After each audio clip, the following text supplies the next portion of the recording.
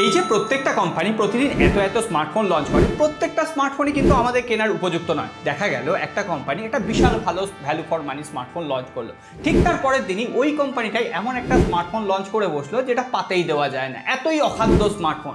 আমাদের সেইগুলো থেকে একটু সচেতন থাকতে হবে। আজকে 2025 সালের এপ্রিল মাস পর্যন্ত এমন কিছু স্মার্টফোন দেখি আপনারা বারবার কমেন্ট করেন, সেই স্মার্টফোনগুলো কিনলে আপনাকে পস্তাতে হবেই, আমি এই কথা লিখে দিচ্ছি। আজকে একটা লিস্ট আমি এখানে আমার ল্যাপটপে করে নিয়েছি, সেইগুলো আপনাদের সাথে ধরে ধরে শেয়ার করবো, আর ওই ফোনগুলোর থেকে ভালো কি অল্টারনেটিভ রয়েছে সেটাও শেয়ার করবো। আর আপনারা নিঃসন্দেহে এই ভিডিওটা আপনার স্মার্টফোন লাভার বন্ধুদের সাথে শেয়ার করতে পারেন, বা যারা স্মার্টফোন কিনবেন বলে ভাবছেন তাদের সাথে শেয়ার করে দিন, যাতে তাদের পকেটে অন্তত টান না পড়ে, খারাপ ফোন কিনে না বসে, লাইকও করে রাখতে পারেন। তাহলে চলুন প্রথমে আমরা রেডমিকে দিয়ে শুরু করি। দেখুন, আজকের ভিডিওতে আমি স্পেসিফিকেশন নিয়ে আলোচনা করবো না, আমি জাস্ট মডেল নাম্বারগুলো বলে দেবো, আপনারা স্পেসিফিকেশন দেখলে বুঝে যাবেন। রেডমি নোট সিরিজের আলাদা একটা মাহাত্ম্য ছিল। রেডমি নোট সিরিজ মানে সেটা value for money, no doubt, কোনো রকম কম্প্রোমাইজিং ছাড়া আমরা পেতাম। কিন্তু আজকের দিনে দাঁড়িয়ে রেডমি নোট 14 সিরিজের স্মার্টফোন কেনা না একদম টাকা নষ্ট। সেটা রেডমি নোট 14ই হোক, 14 প্রো বা 14 pro plus.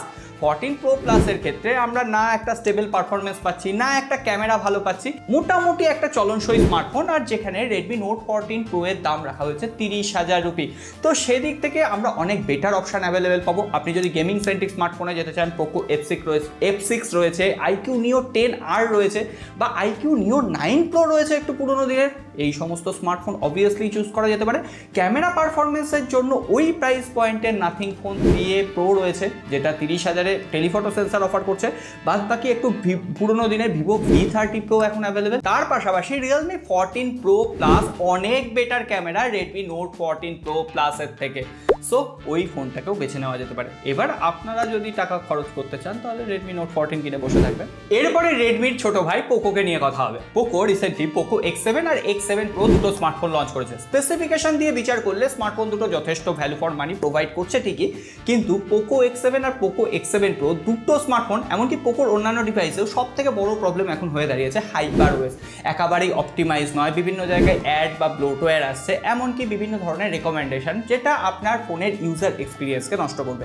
Already Poco X7 এর আমরা ইন ডিটেল রিভিউ করেছি, আই বাটনে লিঙ্ক দিলাম, এবার দেখে নেবেন। কিন্তু এদিক থেকে আবার পোকো F6 স্মার্টফোনটা যেহেতু স্পেসিফিকেশন বা হার্ডওয়্যার স্পেসিফিকেশন একটু বেটার বলে, সেখানে আবার হাইপার ওএস কিন্তু অনেকটা অপটিমাইজ কাজ করছে।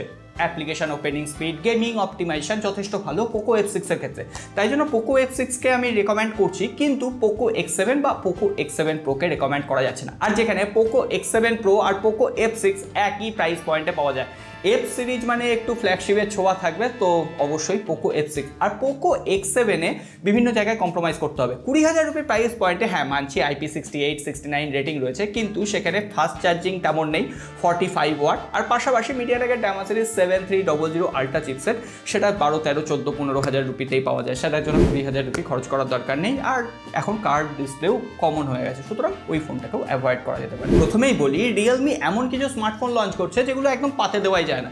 প্রথমত রিয়েলমি 15,000 রুপির প্রাইস পয়েন্টে যে সমস্ত স্মার্টফোন লঞ্চ করছে তার ইউআইটা একেবারে জঘন্য। সেখানে বিভিন্ন ধরনের অ্যাডাল্ট রেকমেন্ডেশন থেকে শুরু করে বিভিন্ন ধরনের অ্যাপ্লিকেশন ব্লোটওয়্যার দিয়ে ফোনগুলো ভরিয়ে রাখা আছে। আমি মানলাম আপনি সেগুলোকে আনইনস্টল করে নিলেন, রেকমেন্ডেশনগুলো বন্ধ করে দিলেন, তাহলেও একটা ভালো পারফরমেন্সের জন্য তো স্মার্টফোন চাই। তো সেক্ষেত্রে রিয়েলমি P1, P2 প্রো এগুলো কিন্তু বেটার অপশন। কিন্তু রিয়েলমি আবার X সিরিজের আন্ডারে যেমন 13X, 14X এই যে ফোনগুলো লঞ্চ করছে, সেখানে ডিউরেবিলিটির ওপর বেশি নজর দেওয়া হচ্ছে। সেখানে 15,000 রুপির প্রাইস পয়েন্টে বা 13-14,000 রুপির প্রাইস পয়েন্টে দেখা গেল ফুল এইচডি প্লাস ডিসপ্লে দেওয়া হচ্ছে, অ্যামোলেড ডিসপ্লে দেওয়া হচ্ছে না। তো সেই ফোনগুলোকে একদম নেবেন না। আমি মডেল নাম্বার ওয়াইজ বলছি না, আপনি স্পেসিফিকেশন দেখে নেবেন। মোটামুটি 13 থেকে 15,000 রুপির মধ্যে রিয়েলমি স্মার্টফোনে অ্যামোলেড ডিসপ্লে নেই মানে সেই ফোনটা নেওয়ার দরকার নেই, সেই ফোনটাকে অনায়াসে স্কিপ করা যেতে পারে, তার যত ভালো প্রসেসরই থাক না কেন, খুব একটা ভালো প্রসেসর নেই। আর হ্যাঁ, রিয়েলমি 14 প্রো যেটা, আমি প্রো প্লাসকে কিন্তু ক্যামেরার জন্য রেকমেন্ড করেছি, কিন্তু রিয়েলমি 14 প্রো যে ফোনটা, সেই ফোনটা কেনা মানে আবারও পকেটের টাকা নষ্ট, কারণ সেই ফোনটায় কোনো রকম আল্ট্রা ওয়াইড অ্যাঙ্গেল লেন্সই নেই। আর সেই ফোনটার দাম নিচ্ছকই কম নয়, প্রায় অফারে 22,000 রুপি দাম। আর সেখানে 45 ওয়াটের ফাস্ট চার্জার, মানে আজকের দিনে সেটাকে ফাস্ট চার্জার বলা চলে না। মিডিয়াটেকের ডায়মেনসিটি 7300 এনার্জি চিপসেট, ওই 7300 মধ্যেই পারফরমেন্স, এমন নয় যে এটা গেমিং অপটিমাইজ একটা প্রসেসর, তো এটাকেও স্কিপ করা যেতে পারে।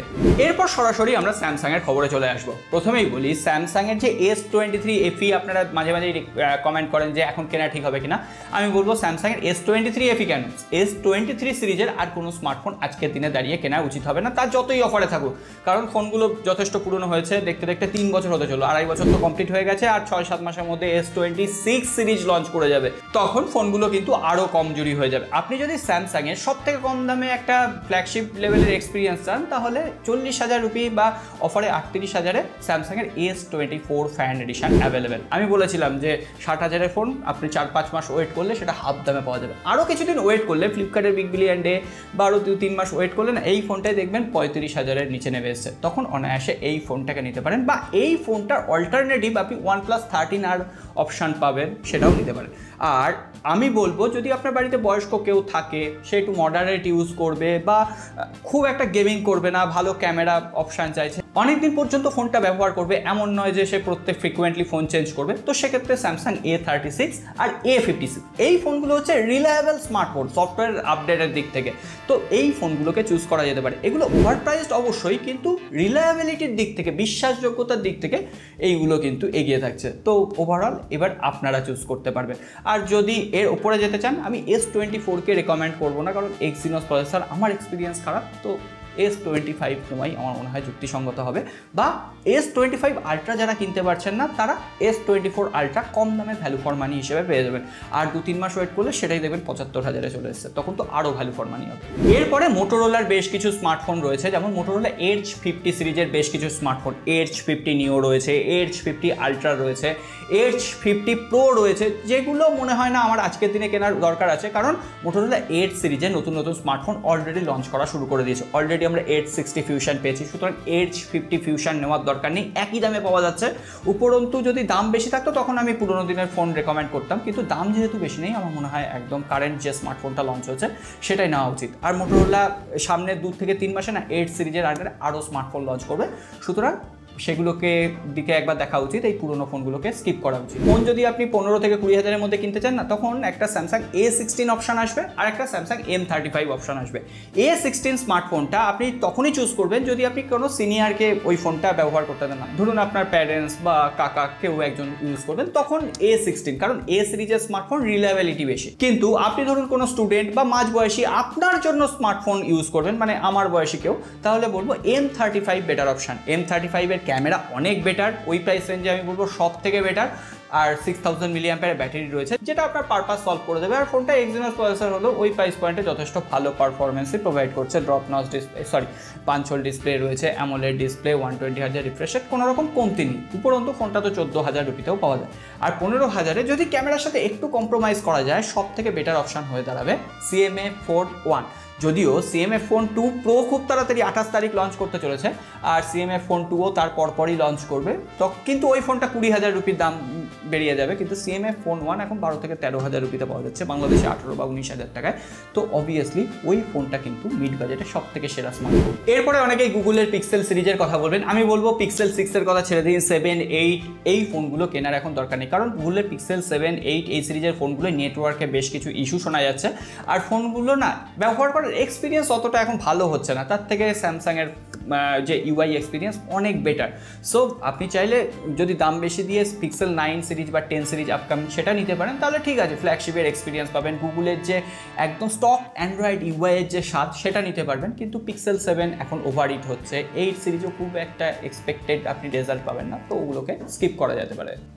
এরপর আসবো ওপোর খবরে। ওপোর এমন কিছু স্মার্টফোন রয়েছে যেগুলো, যেমন Oppo F29 series, Oppo K12X, এই ফোনগুলো কম দামের মধ্যে যদি ডিউরেবিলিটি চান, এমন আপনি পরিবেশে থাকেন যে পরিবেশে আপনার স্মার্টফোনটা ধূপধাপ পড়ছে, জলের মধ্যে আপনি রাখছেন, জলের ভেতরে কাজ করছেন, তো সেক্ষেত্রে ওই ডিউরেবিলিটি যে ফোনগুলো বেটার সেইগুলোর দিকে নজর দেবেন। কিন্তু আপনি যদি আসলে একজন সাধারণ মানুষ হন আর সেক্ষেত্রে বেটার অপশান চান, তাহলে ওপোর স্মার্টফোন থেকে ভিভোর দিকে যাওয়া বেটার হবে, কারণ ভিভোর অপশান অনেক বেশি। ওপো রেনো 13 আপনি নিতে পারেন, কিন্তু একটু দাম বেশি, তার থেকে ভিভো V40 বা ভিভো V50, ওপো রেনো 13-এর দামের আশেপাশে ভিভো V40 প্রো পেয়ে যাওয়ার সম্ভাবনা রয়েছে অফার পিরিয়ডে, তো সেই ফোনগুলো আমার মনে হয় বেটার অপশান হবে। ভিভো V50-র ক্যামেরা ইনসেন, ওপো রেনো 13-এর থেকেও বেটার।